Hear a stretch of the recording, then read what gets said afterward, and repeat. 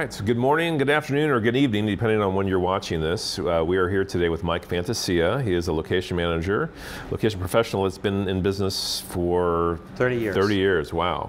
And if you look on the IMDb Internet Movie Database, you'll see quite the resume that you have. It's been amazing. I was looking through it this morning, and those are all movies I've seen, known, and you definitely have led an exciting career, and we've worked together off and on throughout the years when you're in town or not in town, or we've talked on the phone when you've been in different time zones. And the last one we just worked on was Maverick, the Top Gun 2, and that was fun and very challenging and extremely long. I think it was one of the longer ones you've been on, right? I was on the movie for 15 months. Wow. Yeah, I think it's a record for me.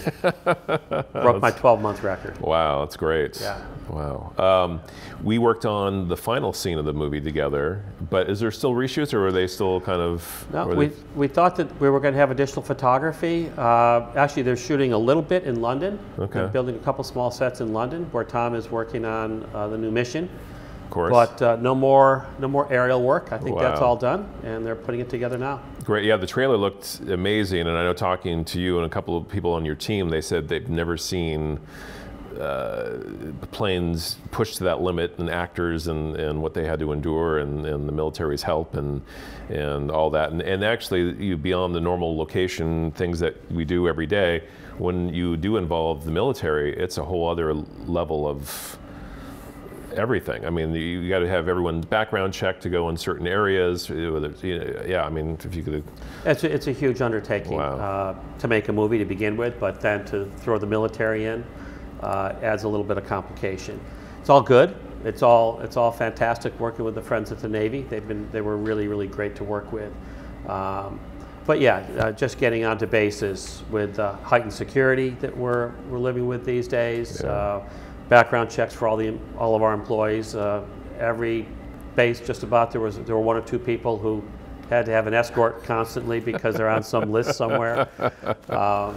But yeah, it was a challenging film. It was fantastic. A lot of our pilots said that they flew like they've never flown before. They were really excited to work on the film. They had a lot of great input. They helped us build our aerial sequences. You know, we went in with certain ideas on how we were going to film, and once you get to the reality, they help bring us back to that reality, and it was a great experience. That's great. What has been your? I mean, obviously dealing with the military is a lot extra level to your job, and I've noticed in the industry now your teams have gotten bigger, which I'm sure has helped out a lot, because there's a lot of great people in the industry, and actually having them specifically as on the location department.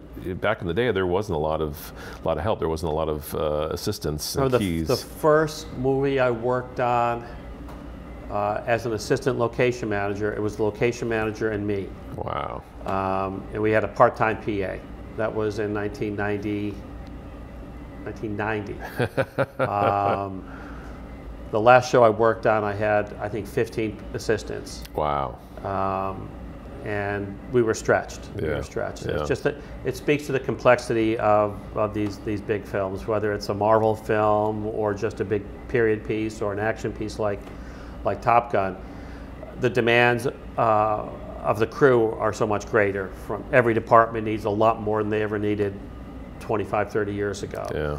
And we spend so much money on these films. We've got to make sure we've got a location person at each location, otherwise the trucks can't park, the crew can't work, and then you've lost a day of prep. So yeah, crews have gotten a lot bigger. Well, it's interesting too, because even technology has made it where you can do more locations in a shorter amount of time, because just, you know, technology, digital cameras, LED lights, things like that, which I just looked into, and now I'm partially blinded. Have made the whole movement. So when you're scheduling out a movie, you can actually, okay, well, we can do 2 locations, or we can do 3 locations in the day, where before it's just too much of an ordeal to pack everything up and move it. And a lot of the rigging for lighting, in some yeah. cases, is a lot easier now with the cameras and the lights that we have. Yeah, I remember prep days where just a day was just to do the lights. You'd have guys with ladders or scissor lifts, depending on the size of the scope and the scale, just changing out light bulbs. It used to be that you never pre-rigged. You pre-rigged huge locations. Yeah. You know, the crew would show up in the morning, roll out the cable, shoot, roll it all up, and put it on the truck and go to the next day. Yeah. Now it's you pre-rig everything, yeah. so you can just roll in and roll out. Yeah, so you've got big rigging crews. That's another thing that is added to the size of my crew. I have to have people with the rigging crews and the wrap crews. That's true.